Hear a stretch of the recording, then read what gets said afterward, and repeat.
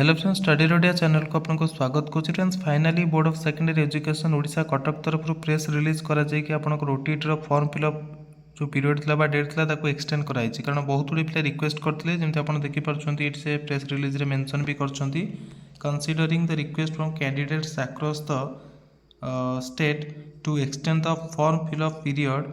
The last date of filling up of forms for OTT examination 2025 is extended till 27th November 2025. No further extension shall be allowed after 27th November 2025. तो जो मैंने भी कौन सी कारणवशतः आपणकर apply करें document ready करें तो बर्तमान आपण मैंने माने अप्लाई करनी, कारण आउ डेट एक्सटेंशन करा जिते भी रिक्वेस्ट कले जोटा कि से मेंशन कर प्रेस रिलीज रे बीएससी। तो जो मैंने अप्लाई करना जल्दी करनी, आउ कम समय आपन हाथ रहा 2 ରୁ 3 दिन, तो जिते शीघ्र पार्टी अप्लाई कर दिंतु।